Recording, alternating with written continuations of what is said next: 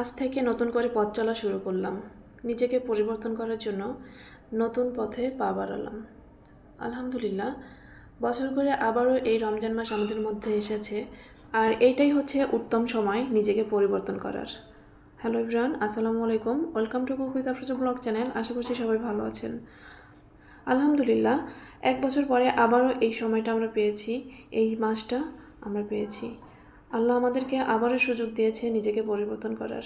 দুনিয়া ছেড়ে আমাদের সবাইকে একদিন যেতে হবে। আমরা দুনিয়ার মোহে পড়ে আমরা কত কিছুই না ভুলে যাই, আসল কাজটাই ভুলে যাই, আসল চিন্তাটাই আমরা ভুলে যাই যে আমাদের আর কিছুদিন পরে কোথায় যেতে থাকতে হবে, আমাদের চিরন্তন জায়গাটা কোথায়।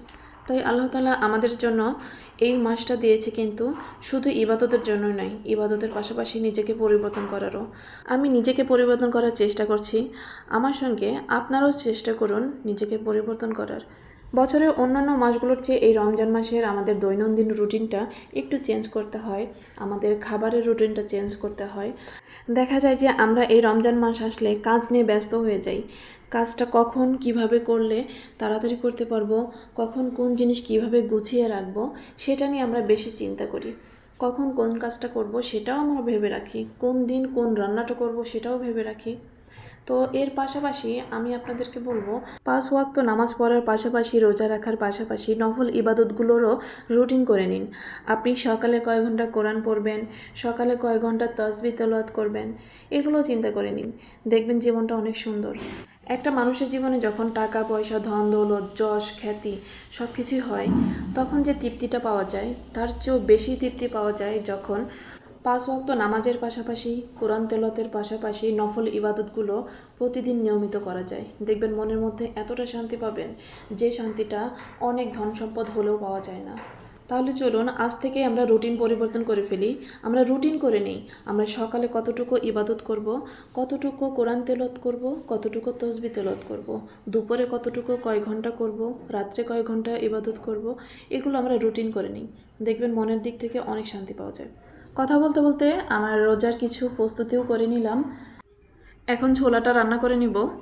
ছোলা রান্না করার জন্য এখানে আমি প্রেশার কুকারে সিদ্ধ করে নিয়েছি ছোলা, আর সঙ্গে দিয়েছি বড় একটা আলু। আলুটাও সিদ্ধ করে নিয়েছি। এই ছোলা রান্না করার জন্য এখানে আমি কিছু রসুন আর নিয়ে নেব কিছু পেঁয়াজ। পেঁয়াজ রসুন একটু থেতো করে নেব।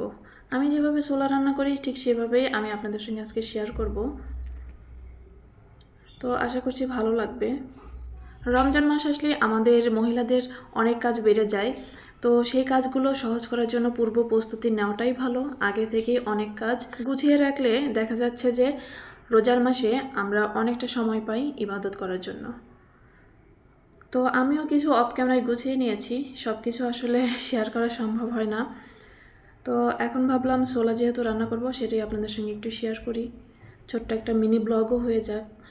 তো ছোলা রান্না করার জন্য এখানে আমি ভালো করে থেতো করে নিলাম পেঁয়াজ আর রসুন। এখন চুলায় একটি কড়াই বসিয়ে তাতে দিয়ে দিলাম সরিষার তেল। আমি সরিষার তেল দিয়ে রান্না করব। আর দিয়ে দিলাম পেঁয়াজ কুচি। কিছু সময় নেড়ে চেড়ে পেঁয়াজটা যখন কিছুটা লালচে হয়ে আসবে তখন এর মধ্যে দিয়ে দেব 2টো তেজপাতা। এখন দিয়ে দেব ফালি করে কেটে রাখা কিছু কাঁচামরিচ, আর দিয়ে দেব ছোট ছোট কিউব করে কেটে রাখা কিছু পেঁয়াজ। এছাড়াও থেতো করা পেঁয়াজ রসুনও আমি পরবর্তীতে দিয়ে দেব। এখন দিয়ে দিলাম 1 চা চামচের মতো জিরা বাটা, 1 চা চামচের মতো রসুন বাটা, আর দিয়ে দিলাম 1 টেবিল চামচের মতো আদা বাটা।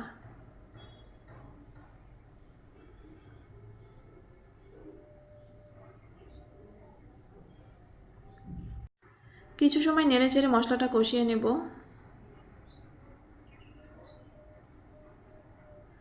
এখন দিয়ে দিলাম হলুদের গুঁড়া 1 চা চামচ, আর দিয়ে দিলাম ধনিয়া গুঁড়া 1 চা চামচ। ভালো করে নেড়ে চেড়ে কষিয়ে নেব। সামান্য একটু পানি দিয়ে দিলাম।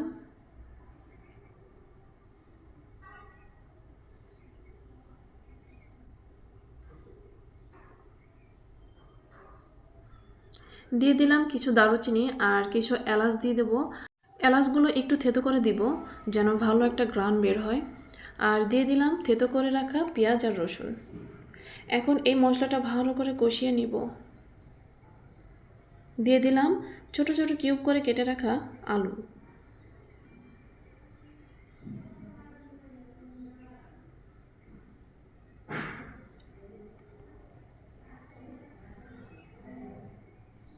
সামান্য একটু পানি দিয়ে কিছু সময় নেড়ে চেড়ে এর মধ্যে দিয়ে দেব সিদ্ধ করে রাখা ছোলা।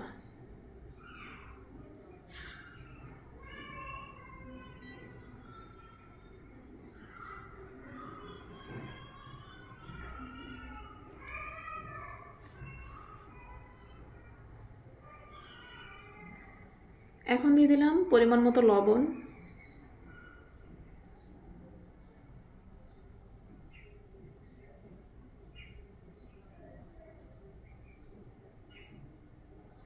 ভালো করে নেড়ে চেড়ে ছোলাটা রান্না করে নিব।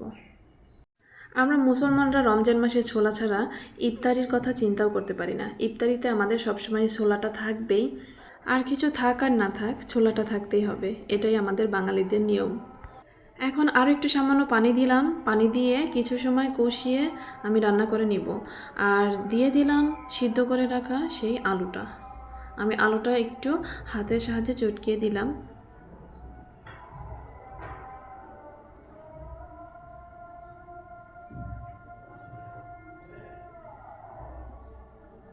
ভিডিওটি দেখতে দেখতে যারা এই পর্যায়ে এসেছেন, যদি ভিডিও ভালো লেগে থাকে অবশ্যই লাইক কমেন্ট শেয়ার করবেন। আর আমার চ্যানেলের আমার ভিডিওগুলো যদি আপনাদের ভালো লেগে থাকে তাহলে অবশ্যই সাবস্ক্রাইব করে পাশে থাকা বেল আইকন প্রেস করে দিবেন, যেন নতুন কোনো ভিডিও আপলোড করলে আপনাদের কাছে নোটিফিকেশন পৌঁছে যায়। এই তো আমার ছোলা রান্না প্রায় শেষের দিকে।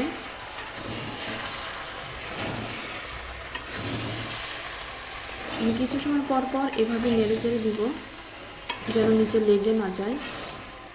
ছোলা রান্না প্রায় শেষের দিকে। যখন আমি ছোলাটা নাবাবো তার 1 মিনিট আগে এর মধ্যে দিয়ে দেব এই সিক্রেট মশলাটা। এখানে এই মশলাটা আমি ছোলা ভুনা করার জন্যই তৈরি করেছিলাম। এই মশলাটা তৈরি করেছিলাম জিরা, তেজপাতা, দারুচিনি, এলাচ এই 4টা উপকরণের সমন্বয়ে হালকা একটু ভেজে নিয়ে ব্লেন্ড করে নিয়েছি, সেটাই দিয়ে দিলাম। আর এই মশলাটা দিলে কিন্তু ছোলার টেস্ট অনেক গুণ বেড়ে যায়। এই তো প্রায় শেষের দিকে আমার ছোলা রান্না করা। তো আপনাদের কার কার কাছে আমার এই ভিডিওটা ভালো লেগেছে অবশ্যই কমেন্টে জানাবেন। আর আপনারা কারা কারা নিজেকে পরিবর্তন করার জন্য নতুন রুটিন করে নিয়েছেন এই রোজার মাসের জন্য অবশ্যই কিন্তু জানাবেন কমেন্টে। আর কিভাবে রুটিন করেছেন সেটাও জানাবেন, যেন আপনাদের কাছ থেকেও আমি শিখতে পারি। আর রোজার মাসের এই প্রথম 10 দিনে কে কী আমল করছেন সেটা কিন্তু কমেন্টে অবশ্যই লিখে যাবেন, যেন আমিও আপনাদের মতো আমল করতে পারি।